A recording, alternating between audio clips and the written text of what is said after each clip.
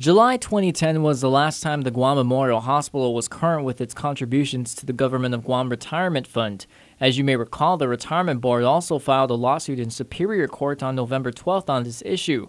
However, since GovGuam is still in a cash crisis, GMH Administrator Peter John Camacho says they are still behind. Since that time, and because of the ongoing cash crunch that the government overall faces, and then in turn how that impacts the hospital with regards to reimbursements to us, we fell behind again in terms of remitting that back to the retirement fund. So we do owe the retirement fund, just like we owe a lot of our critical vendors who provide drugs and medical supplies to us. So how far behind is GMH on its retirement fund payments?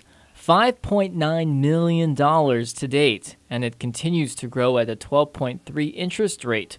But despite this reality, Camacho says since Governor Eddie Calvo and his administration was sworn in, he's noticed the support to Guam's only public hospital has been more consistent. He's been able to find some of those resources, those very scarce resources, to move towards the hospital. And so with the extra monies that we get, but that are still due to us, we've made a couple of payments, to retirement for some of those bi-weekly remittances that are overdue. Camacho adds what little extra money they get has gone to the vendors, and while GMH recognizes its obligation to pay retirement as well as vendors, the hospital administrator is asking for the patience of his employees as they do their best to manage the resources they receive. Generally speaking, we've not been able to get enough of those consistently, those extra little shots in the arm of funds.